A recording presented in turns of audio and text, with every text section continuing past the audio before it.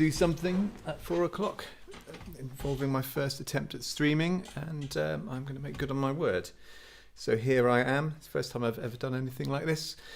I feel a bit like Robert De Niro in The King of Comedy when he's just sort of practicing his stand-up routines in his bedroom on his own. He's got one of those ghetto blasters.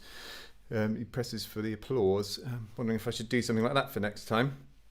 Anyway, this is supposed to be the first in a, well, hopefully be a series of online recitals. Hope everyone's doing okay out there. There's bound to be some technical problems. OBS has crashed several times. The dummy battery that I ordered hasn't arrived yet. Apparently there's more important deliveries than that. So if the camera runs out of battery and goes to a blank screen, doesn't really matter. It's all about the music anyway. Feel free to chip in with any suggestions. I've got simultaneously streaming this on Facebook and YouTube, but apparently I need something called Restream Chat to be able to pool all the comments together. So I'm going to just check in on Facebook today. So yeah, I'm trying to sort of improve on things every time. So any suggestions are very welcome. Okay, so the vague idea for this this concert is the journey of a musical idea through time. Starting with Mozart and Don Giovanni, which was completed in 1787. I'm just going to play a short excerpt from the orchestral reduction, but comment if the music reminds you of any other pieces that you've heard.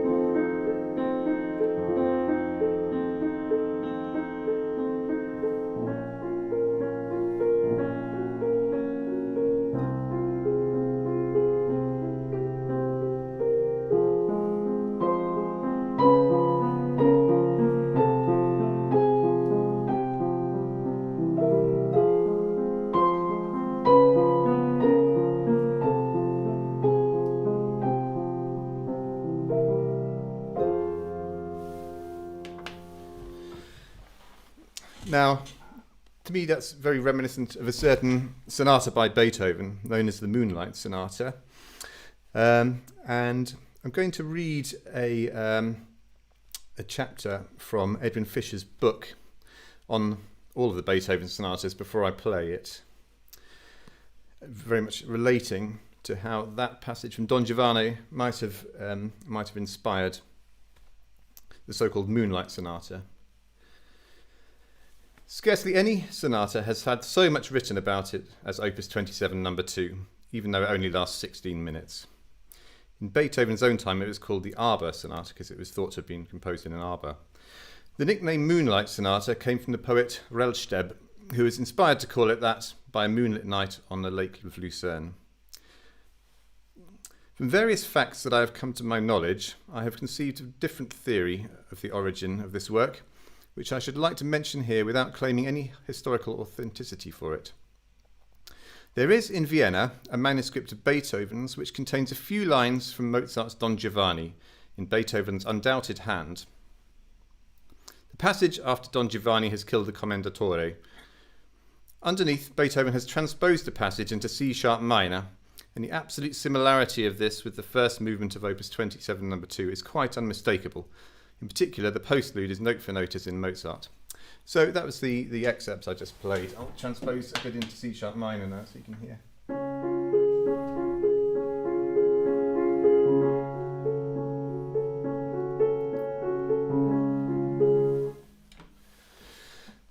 the same time, one of Beethoven's aristocratic friends died and was laid out in state in his palace. One night Beethoven is said to have improvised as he sat by the corpse of his friend. Is it so unlikely that Beethoven was reminded of the similar scene in Don Giovanni, and that this was the reason for the striking similarity which we have mentioned? In any case, there is no romantic moonlight in this movement. It is rather solemn. I'm inclined to agree that it's a far more solemn affair than a romantic moonlit one. We're going to hear the whole sonata now. As mentioned, it's about 16 minutes long, the longest piece in today's short recital. It's in 3 movements, and Beethoven's very specific about having no breaks between the movements, so we'll observe that today.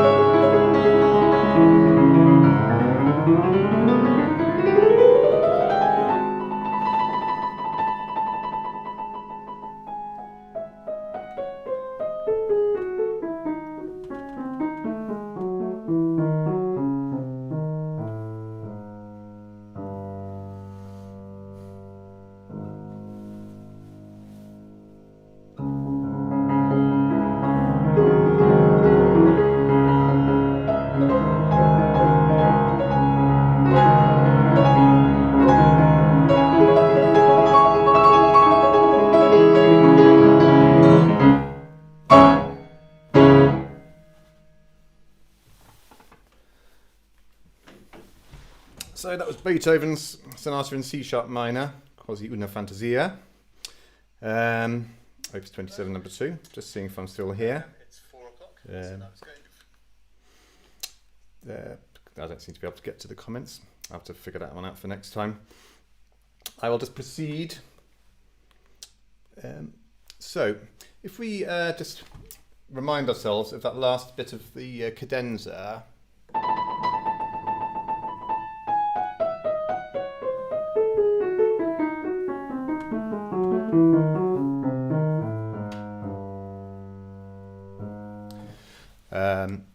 Then that bit of melody obviously had a profound effect on Chopin because he used it note for note pretty much in his Fantasie Impromptu of 1834.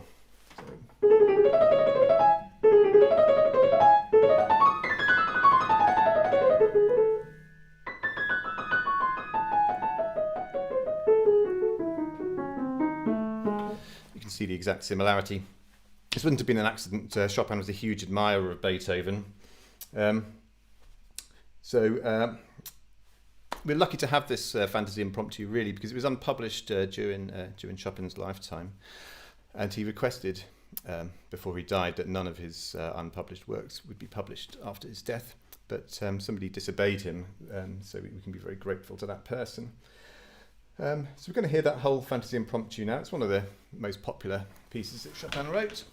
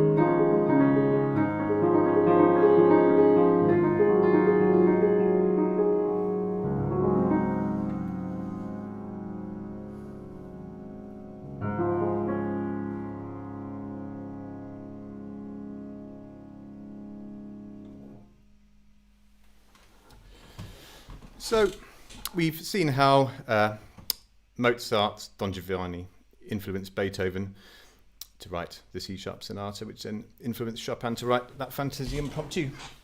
We're now going to take a little bit of a different path as we move more into the 20th century. So this, we're in 1917 now, the Fantasie Impromptu was 1834. So songwriter Harry Carroll borrowed the melody for his song I'm Always Chasing Rainbows, which became a vaudeville hit and achieved wider popularity in 1941 after Julie Garland sang it in the movie Ziegfeld Girl. Hopefully I've got the stream set up so I can play other songs over the internet whilst we listen. So if this works, it should be Judy Garland's rendition of I'm Always Chasing Rainbows.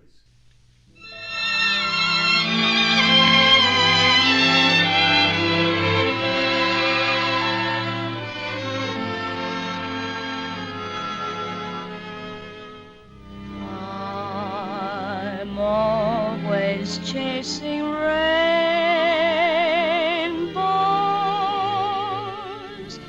watching clouds drifting by.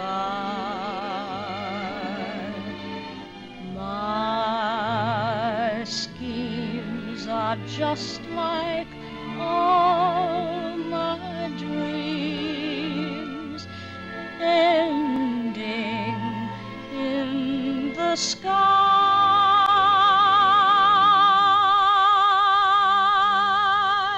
Some fellows look and find the sunshine, etc.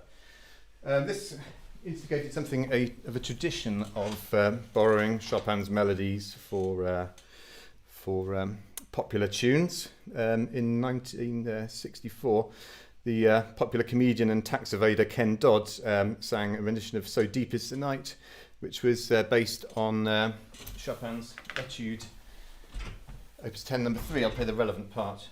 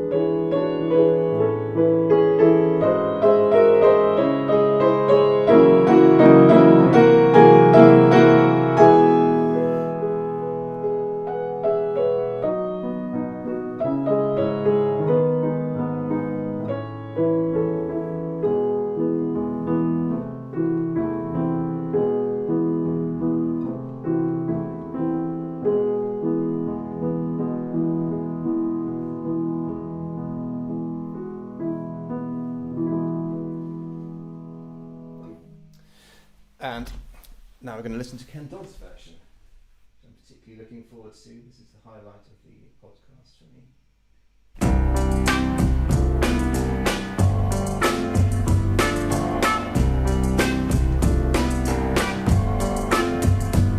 So deep is the night, no moon tonight, no friendly star to guide me with its light. Be still, my heart, silent lest my love should be returning from a world far apart. So deep is the night, oh lonely night. On broken wings, my heart has taken flight and left a dream. In my dream, our lips are blending. Will my dream be never ending? Will your memory haunt me till I die? Alone am I, deep into the night, waiting for the light. Alone am I wonder why. Deep is the night. In my dream, our lips are blending. You get the general idea. I know which version I prefer. So I've realised also I should have prepared some sort of video montage to go with that, so that you're not just looking at a picture of an empty piano stool or me just looking incredibly awkward. But somehow looking incredibly awkward seems to suit that Ken Dodd track. So the last piece we come to today is a piece by George Crumb, contemporary composer. I think he's 91 now. He developed a lot of very avant-garde techniques, particularly extended instrumental techniques, hitting the double bass with a mallet and things like that. And you'll notice some of the strumming of the strings of the piano in this piece, which is from Macrocosmos, number 11 from the first volume, which is called Love, Death Music, or Dream Images. And it quotes, very obviously, one of the pieces we've heard today, sort of drifting like a sort of memory of reality coming out of the dream state. He assigned each one a zodiac sign. This is assigned Gemini, so this is going out to all you Geminis out there.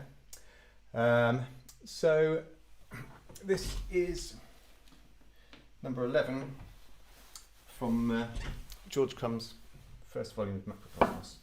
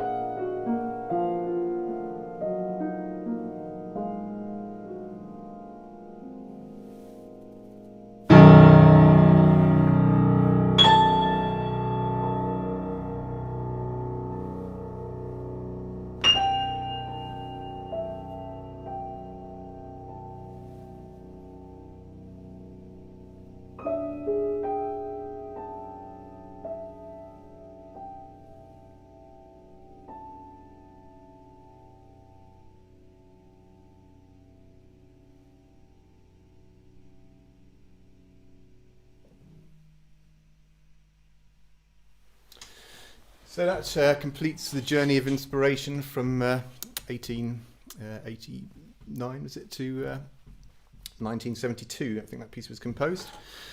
And I'm sure that music is living on and inspiring more and more pieces, and will do in the future.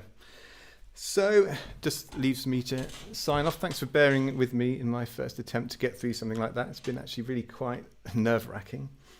So I'm intending to make it a weekly thing, and hopefully it will improve in all sorts of ways. Next week's going to be an Eric Satie based one, because next weekend there is a relay of a piece called Vexation being performed by a number of pianists over the world. It's an 18-hour piece which basically involves repeating the same short chorale 840 times, and it takes about 18 hours.